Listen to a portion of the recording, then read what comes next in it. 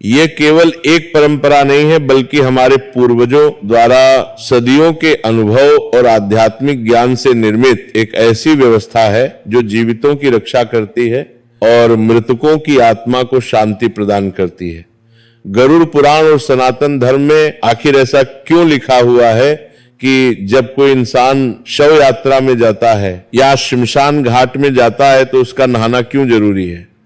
इसके पीछे छिपे हुए गूढ़ रहस्य और वैज्ञानिक कारणों को समझना अत्यंत आवश्यक है।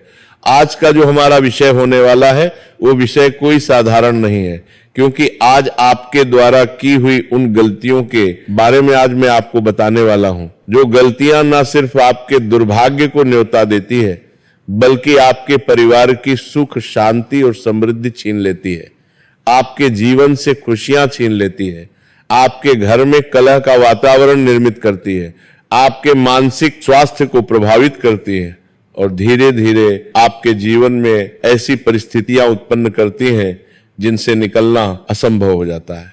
शव यात्रा यानी कि वह यात्रा जब किसी इंसान की मृत्यु हो जाती है तो उसके शव को शमशान तक ले जाया जाता है और उसे पंचतत्व में विलीन किया जाता है। यह यात्रा केवल एक शारीरिक यात्रा नहीं है, बल्कि एक आध्यात्मिक संक्रमण का समय होता है जब दो लोगों के बीच का पर्दा सबसे पतला हो जाता है।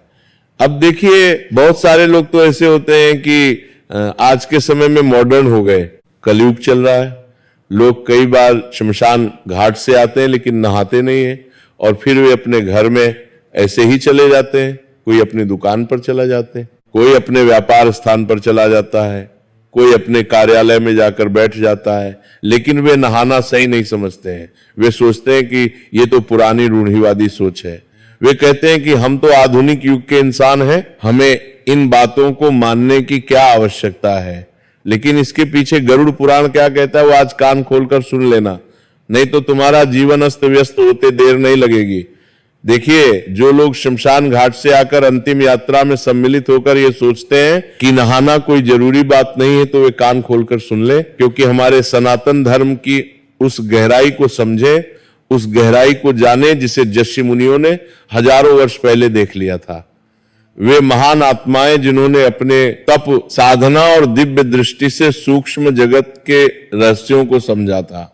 उन्होंने अपने अनुभवों से ये जाना था कि मृत्यु के आसपास का वातावरण किस प्रकार की ऊर्जाओं से भरा होता है। गरुड़ पुराण में स्पष्ट रूप से बताया गया है कि मृत्यु केवल शरीर की समाप्ति नहीं है, यानी कि जब कोई इंसान मरता है तो सिर्फ उसका शरीर नहीं मरता, बल्कि वो एक यात्रा का आरंभ है।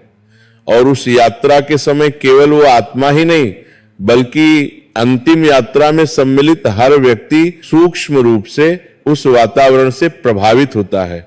उनके शरीर के चारों ओर एक सूक्ष्म आवरण बन जाता है जो उन्हें शमशान की ऊर्जाओं से जोड़ देता है। शमशान घाट हमारे शास्त्रों में पवित्र जगह बताया गया है, लेकिन किस हद तक सही है ये भी आज हम गरुड़ पुराण के आधार पर जानेंगे।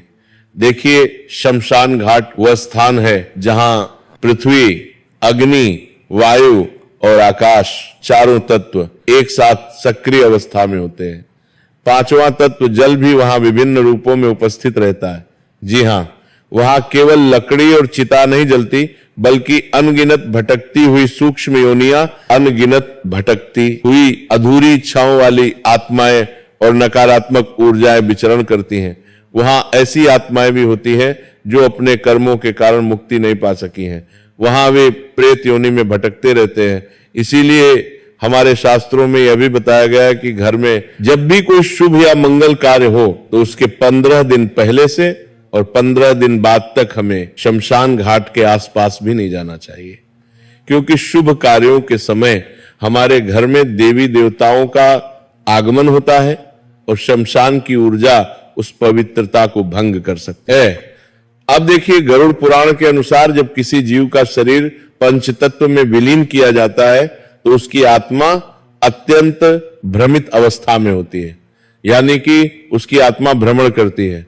वह अपने घर, अपने परिजनों और अपनी पहचान से जुड़ी होती है और उसी समय अंतिम यात्रा में गए लोग उसके सबसे निकट होते हैं।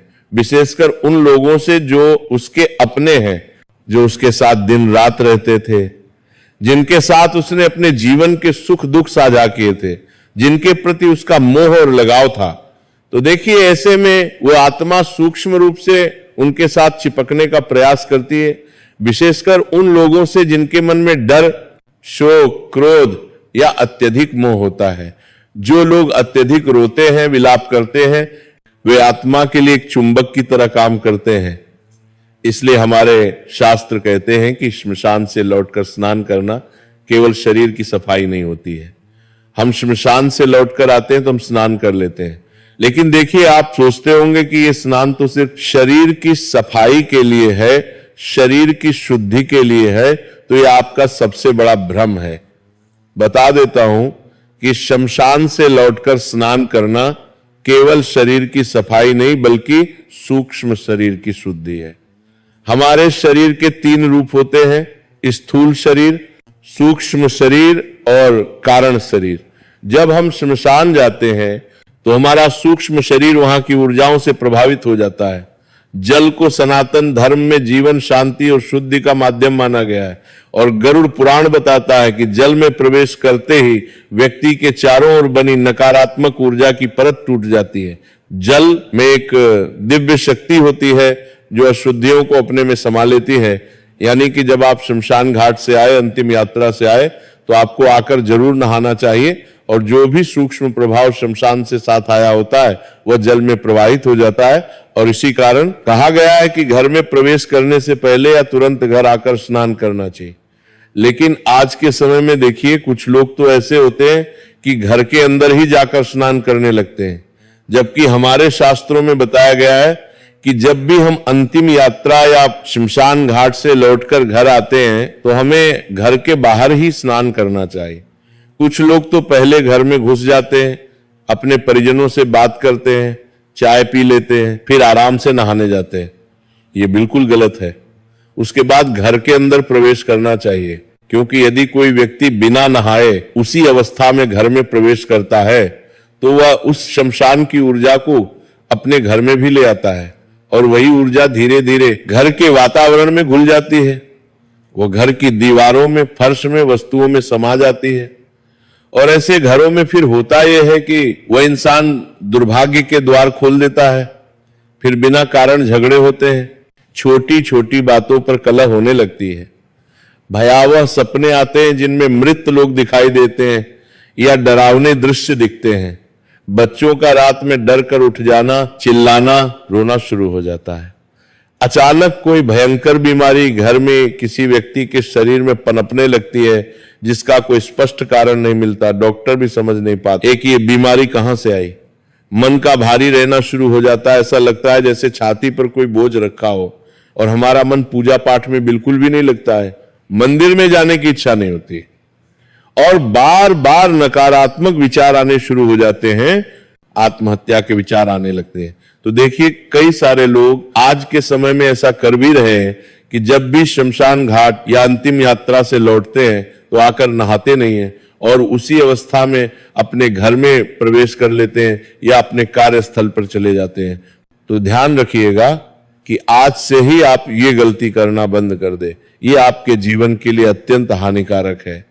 बता देता हूं कि गरुड़ पुराण में तो यह भी वर्णित है कि जो लोग अंतिम यात्रा से लौटकर स्नान नहीं करते, वे अनजाने में मृत आत्मा की यात्रा में बाधा बनते हैं।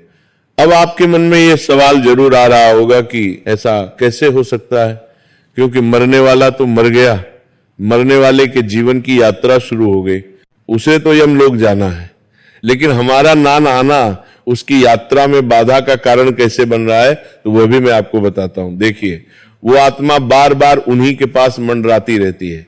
उसे यह भ्रम होता है कि अभी भी उसका संबंध जीवित संसार से बना हुआ है। वह सोचती है कि अभी मैं अपने परिजनों के साथ हूं,